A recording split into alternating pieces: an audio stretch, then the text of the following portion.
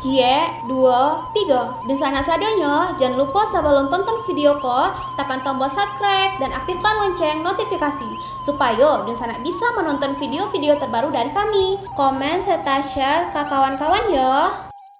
Kali ini kita akan membahas tentang Andre Rosiade, pembangunan tol Cicincin Bukit Tinggi bisa dimulai akhir 2026.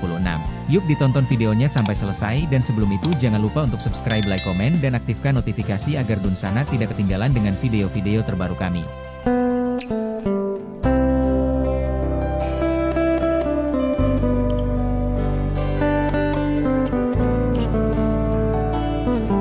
Wakil Ketua Komisi V DPR RI, Andre Rosiade, optimistis proyek jalan tol Cicincin Bukit Tinggi bisa segera dimulai pada akhir tahun 2026. Andre meminta dukungan pemerintah Provinsi Sumbar untuk segera menuntaskan proses pembebasan lahannya. Kita bergerak cepat. Insya Allah target kita akhir 2026 sudah bisa dimulai. Tentu butuh dukungan seluruh pemerintah, stakeholder Sumbar dan masyarakat untuk bantu pembebasan lahannya. Nanti Pak Wagub yang pimpin langsung pembebasan lahannya, kata Andre kepada wartawan, Jumat, 15 Agustus 2025.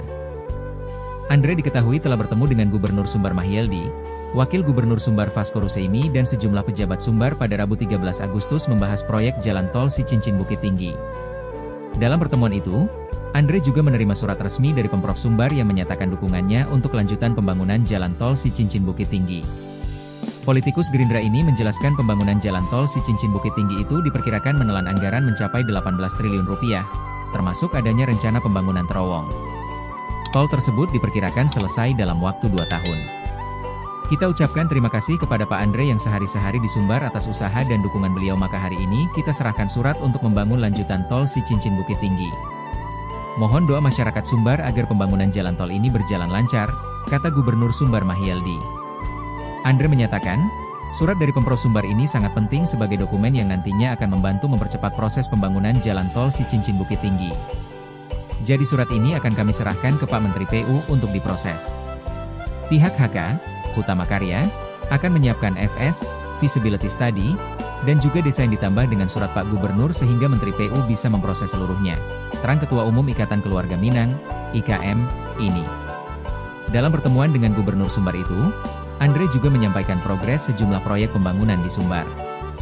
Seperti pembangunan jalan akses dan jembatan gantung di Kabupaten Pasaman yang menelan anggaran mencapai 26,5 miliar rupiah. Kemudian, untuk proyek jalan air dingin, Kabupaten Solok rencananya tidak jadi menggunakan trase baru tapi tetap dilakukan di trase yang lama dengan pertimbangan agar proyek ini bisa segera dieksekusi. Nilai proyek ini hampir mencapai 300 miliar rupiah.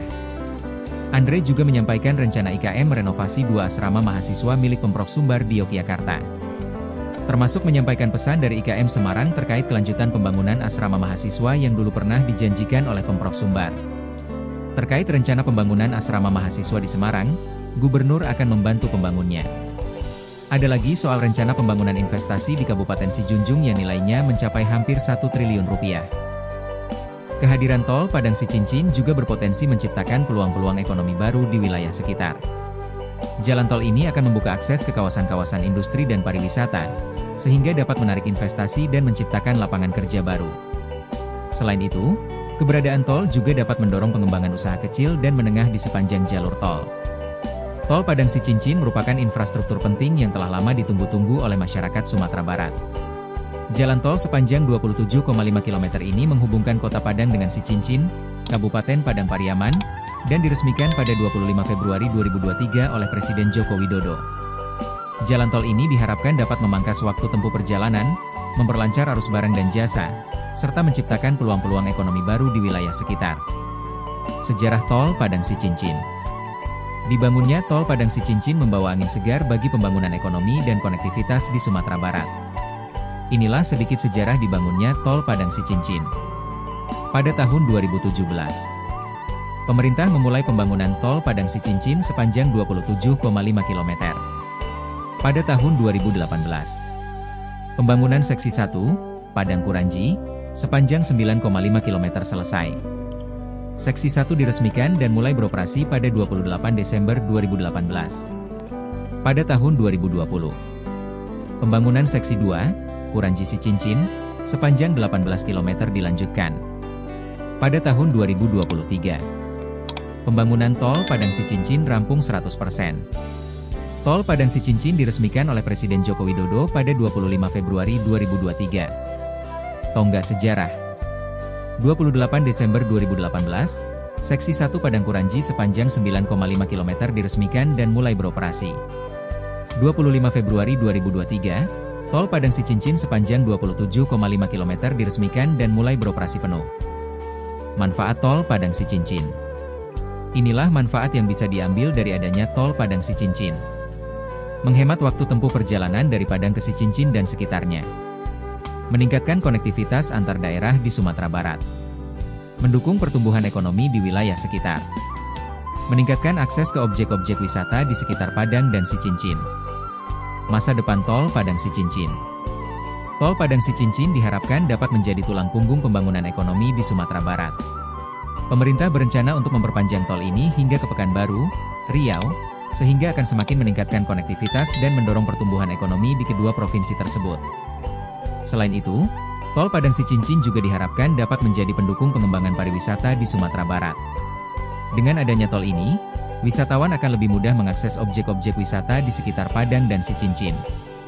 Untuk memastikan keberlanjutan dan manfaat jangka panjang dari Tol Padang Sicincin, diperlukan pengelolaan dan pemeliharaan yang baik. Pemerintah dan pengelola tol perlu bekerja sama untuk memastikan bahwa tol ini tetap dalam kondisi baik dan memberikan manfaat yang optimal bagi masyarakat. Tol Padang Sicincin merupakan infrastruktur penting yang akan membawa banyak manfaat bagi Sumatera Barat. Tol ini akan meningkatkan konektivitas, memperlancar perjalanan, dan mendukung pertumbuhan ekonomi.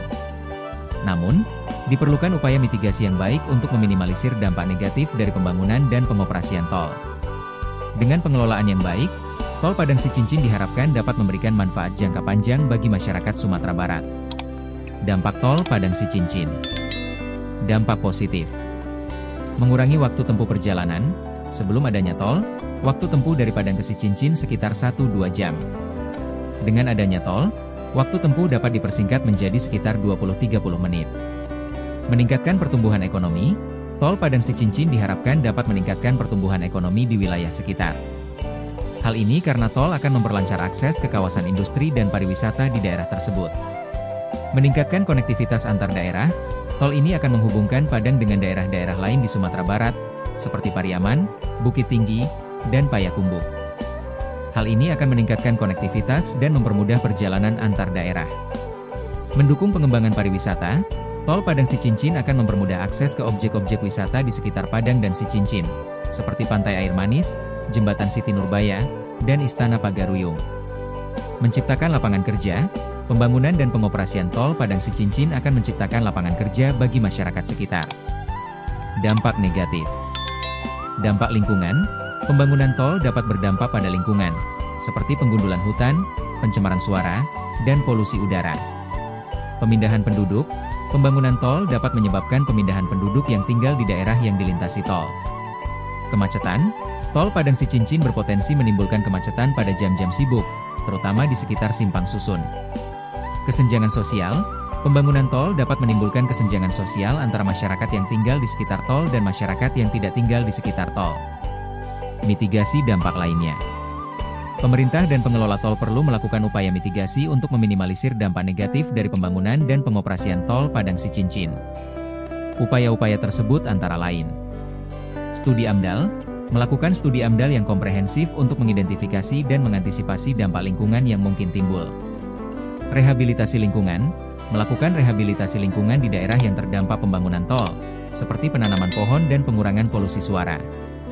Kompensasi dan relokasi, memberikan kompensasi dan merelokasi penduduk yang terkena dampak pembangunan tol sesuai dengan ketentuan yang berlaku. Manajemen lalu lintas, melakukan manajemen lalu lintas yang baik untuk mencegah kemacetan, seperti mengatur jam buka tutup gerbang tol dan membangun jalan alternatif. Pemberdayaan masyarakat, memberdayakan masyarakat sekitar tol melalui program-program pelatihan dan pengembangan ekonomi. Selain menghemat waktu tempuh, Tol Padang Sicincin juga diharapkan dapat meningkatkan konektivitas antar daerah di Sumatera Barat.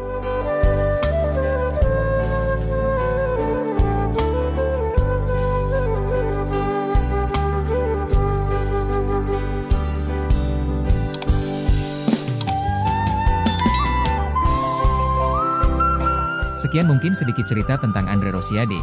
Pembangunan tol Cicincin Bukit Tinggi bisa dimulai akhir 2026.